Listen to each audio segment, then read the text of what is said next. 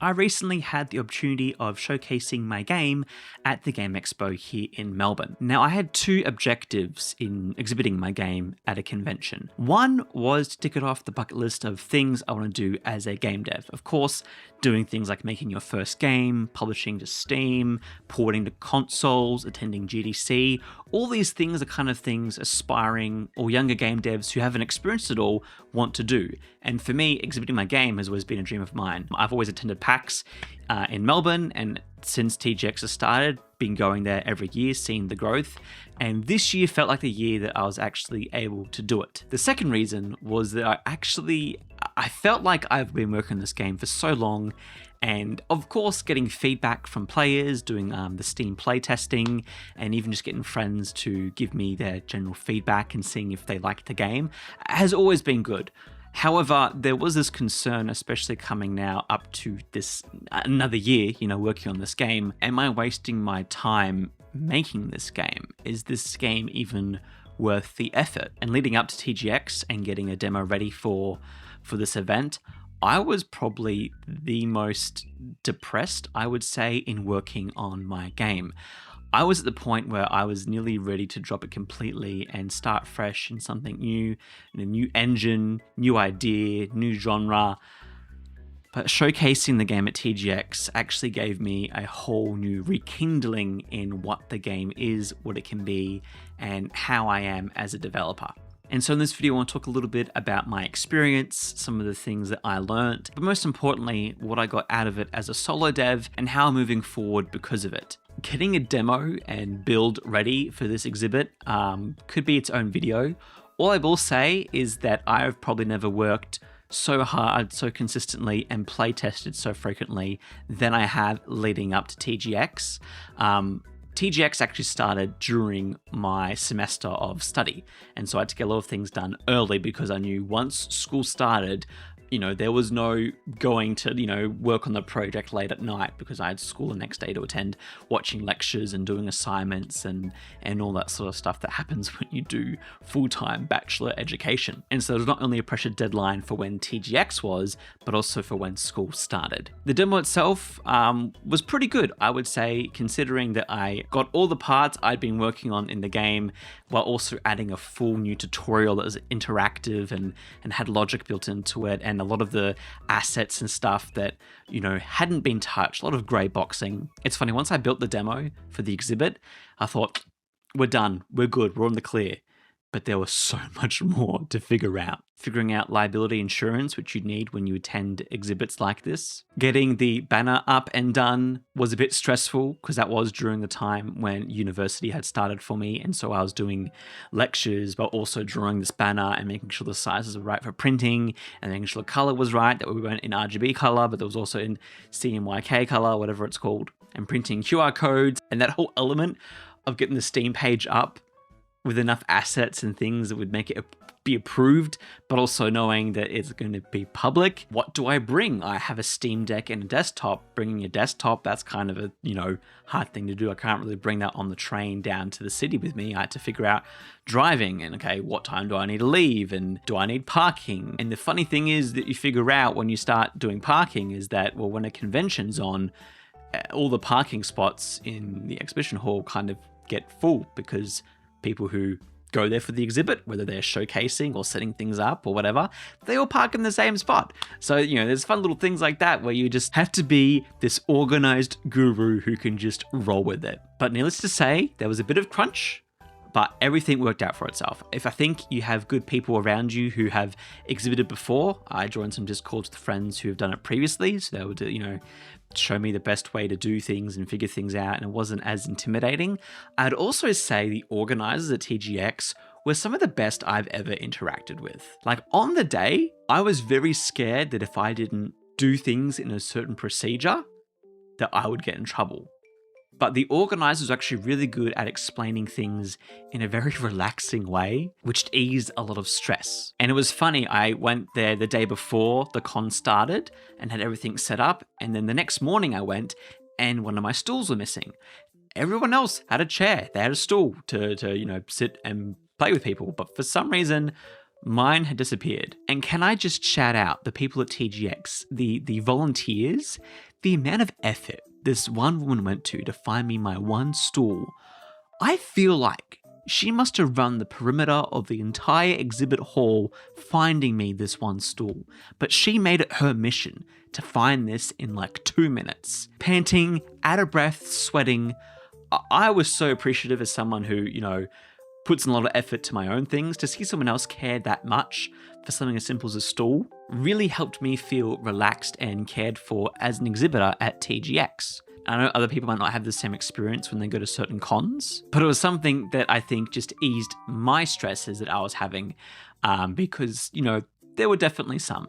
I think I was my most anxious when the media and VIP, ticket holders were allowed in. It was 9:30 a.m. We had been there since maybe 8 or so. The demos were running, games were up, and I thought they were going to open the floodgates. 9:30 hits. Nothing happens. No one shows up. I seem to be 1 or 2 media people, but they're very selective what games they want to see. 10 o'clock rolls around. That's when, everyone's allowed in, and no one comes to the indie areas. A few people who may know of other games or have come specifically for a game that's been marketed and around more might actually come straight through and play that game. But for mine, no one showed up. And in my past experiences when I've gone to PAX and other cons is that you'll occasionally get indie game booths that don't have many people, if at all. You'll get some which are really crowded and you'll line up for, and you kind of walk by a lot because they're always so busy. But I was more fearful of, oh crap, I have a game nobody cares about. And you can see here, this is what the booth looked like. I felt like I did, somewhat of a good job of marketing, having a nice big banner. I had 2 demos running. Most people actually had 1, but I thought having 2 would, mean faster foot traffic. People can come in and out as they please. But between the time of about 10 a.m. to quarter to 11, I was stressing. I was sweating bullets thinking, this game's going to bomb. This game's failed. No one likes my game. I can't even, stand here in, my little apron that I was all decked out in and say, hey, look, here's my game. Isn't this exciting? Because no one cared. But then,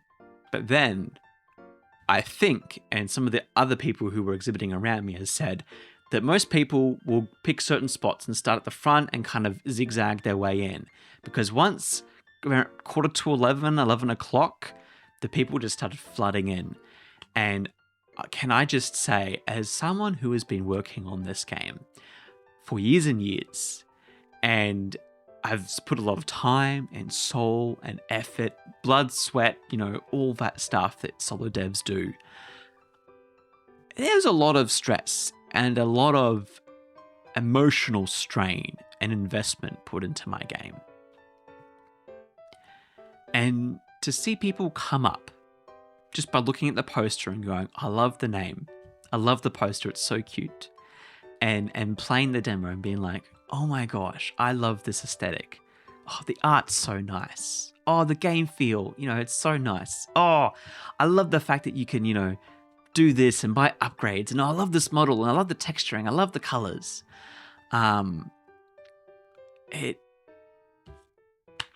It really hits home to me as someone who has been really just wanting to be successful in games, and really just nothing would make me happier than seeing people enjoy games that I've made.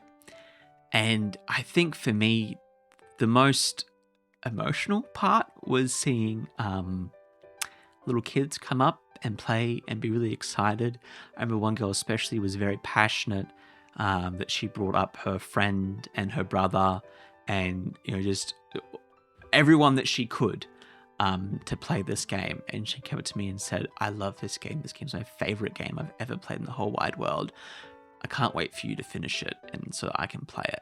But I will say, as someone who was very hopeless and wanting to give up on this project a month or so before this, seeing people who I had no connection with look at this game and just fall in love with it and appreciate it genuinely made me shed a few tears. Because, a lot of time and investment has been put into this game, and I didn't know if people were going to care about it, but they do care about it. I found my audience. I think that's something that I was so grateful that I went to the Game Expo for, was because I was able to find my audience of people who saw this game. I remember as well, especially, there was a couple, a guy and a girl, and they're walking down at the back of the exhibit hall. They have the artist alley where all the artists have stuff. I think they do other things down there. The guy was really keen to get down to the back, but his partner or girlfriend kept looking back at my poster and kept looking up and down. And for me, that meant so much, because it meant that she was interested in the game, and I'm hoping she came back and played. I remember there's a few couples that came a few times and played the game over and over, and that was really good. I don't know what else to say without basically breaking down into tears, being like, people like my game, yes. It was such a relief. So, the things that I did learn from showcasing the game in terms of feedback and what people thought, a lot of them actually liked the very simple loop of serving drinks to customers. I think I only had a handful of people who were like, I want you to add in-depth management mechanics. One girl wanted a full, basically football manager level of managing this cafe, which I had to kind of politely say, that's a bit intense. I'm not going to go to that level. This is meant to be a bit more relaxing and less about numbers and more about enjoying the game and almost being able to automate the process where you can turn your brain off and just play the game and enjoy it. That's more my intention. And I'm still not adding, the mechanics of making drinks yourself in the game. I think that's going to add quite a lot more in terms of development time into it. But the one thing I have considered in terms of, sure, we're not going to have the ability to make custom drinks. What I am going to have instead is a custom level editor in the game. So during the demo, through the profit you made each day, you were able to upgrade your tables and chairs, with the intention being in the future you can then upgrade walls, the floors, windows, but it would kind of be very static. You would already kind of know what's in the level, and you were just selecting a new item that would then change the ones that were pre-existing. The biggest feedback I got from everyone, whether they were, older people, middle-aged, young adults like me, or kids, everyone wanted to be able to manipulate the full level, be able to move the tables, move the chairs, optimize the layout. I had it set up so that there was a front kitchen countertop where you could pick up the drinks, and behind that was the sink where you'd place the drinks. But a lot of people would be washing dishes, and then a drink would appear, they would grab the drink, turn around and put it in the sink. And then the drink's gone. And so a lot of people were like, hey, can I move that somewhere else? But for me as a game designer, I'm like, that makes the most sense to have the pick up and drop off point be kind of closer to each other, because you're going to have the kitchen area in kind of the same spot where drinks are made, but that's also going to be the return point for where you put the dishes. I don't know. It's messy, and it's something that I don't want to get into because, quite frankly, I'm now working on a full-on level editor so that you can move and rearrange the entire level yourself. And it's something that's going to make the game take a bit longer, but that's probably the thing that was most frequently mentioned and requested during playtesting. In terms of bugs and game-breaking features, there weren't that many. The only two things I had to mitigate during the Game Expo was one, NPCs. I was trying to figure out the avoidance to properly do it. And because there's some very tight spaces, I kind of had the avoidance be a little bit closer so that NPCs could move around each other without seeming too standoffish from one another, made it look unnatural. But then what happened occasionally is that if two NPCs were walking in a certain direction, they would just collide head on. And if they weren't able to move around each other, then they were stuck and the game was soft locked, because for a day to finish, for a level to be over, both NPCs need to actually move to the back to be destroyed, to despawn. And if two of them are stuck in the middle of the level, then the game manager doesn't register a day is over because there's still two NPCs within the level. And that was just simply fixing the avoidance to be a little bit higher so they move around each other a little bit more, almost like Western, two cowboys and a standoff. But on the second day, there weren't any issues in regards to NPCs getting stuck to each other. The second issue that I had was that people wouldn't finish the demo completely. I would say you could speed run the demo in about 10 minutes, 15 minutes if you read the tutorial and took time to explore and look, which most people did. And fair enough, some players would play a level or two and be like, that's it, all right, cool, I get the gist, I'm done. But there was a bug in that every time a demo is started, a new save slot is created. That's where all the runtime stuff is put aside. I didn't necessarily need a save system for the demo. It was kind of just left over from working on the full game. But what would happen is that if you quit the game early, there was no way to delete the running game instance or save slot. And so when someone played the game again, they would have the same unlocks as the last person who played the previous demo. If you played through entirely on the desktop on my PC, then it would clear everything. On the Steam Deck, it wouldn't. On PC, because I had a keyboard there, I could just unplug the controller, plug in the keyboard, Alt-Tab into where the game saves are, just select all, delete. That was easy enough to do. The Steam Deck was a little bit more tricky because even after I'd done a build for day 2, which made sure that as soon as you were in the main menu of the game, it would wipe all the save slots, the Steam Deck wouldn't do that. You'd actually have to exit out of the game and go back in to kind of reinitialize the save data. But those were the two main big issues that I had. But I found most people could just play and enjoy the game without even noticing any of those issues. I had a great time at TGX, and I think it was very insightful to take the demo there, see how others actually play the game, and actually start growing a fan base. I saw the wish lists. I ended up getting about 80 wish lists from TGX, which isn't that much. I was hoping for at least 100 or so. Hopefully this video and your interest in my game might grow that a bit. But as well, I know the Steam page isn't very good at marketing the game right now. I still need to have an actual trailer and other things. It was mostly to have a QR code people could scan and have that as the call to action. That's why the Steam page was made and is up. And I'm going to keep working on it and make it better. I know you guys are all going to send me links to the Steam gurus and how to improve my Steam page. I know, I'm aware. Right now, though, we're just working on the game and getting it good, getting playtest feedback and all that sort of stuff implemented. And I do plan on going back to TGX. I want to go back with the level editor and getting feedback and kind of bringing that second iteration and seeing people's opinions and feelings for all of that. Because I think it was generally valid. Watching people play the game without any interaction made me really happy because it meant the tutorial worked, people got it. And what was really reassuring was the feedback I got from people that was the same from before the Game Expo, because it meant I was already aware of those issues, I was on track, and that the game was worth continually working on. I felt like I'd been in a box for the past few years, and actually showing the game to the public at the Game Expo verified a lot of the things that I had been thinking and feeling, which I was very relieved to hear. So that's been my experience at the Game Expo. It was awesome, it was amazing, it was tiring, and I can't wait to do it again. But for now, I'm going to keep knuckling down, working on this level editor. And I also, one of the other feedbacks that I got was social media.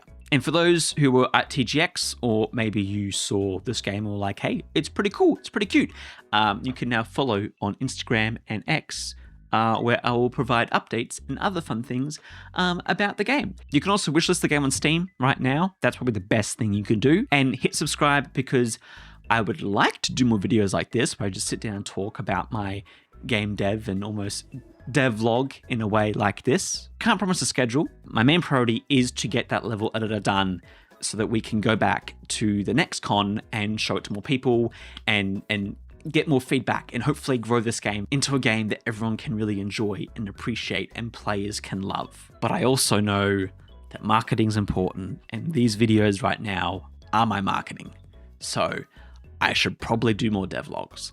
I understand that. If anyone can help, please, I'm a solo dev drowning in all this stuff. I'll be really appreciative. But, either way, I'm seeing it through. Thank you all for watching and for spending time watching me ramble about my experience as a solo dev at a con. It was really fun. If you've got any more topics you want me to ramble about, comment down below. And as well, feel free to reach out on Twitter or Instagram or any of the fun places to learn more about the game and my process making it by myself. But that's all for now. Thank you all for watching, and I'll see you in the next video.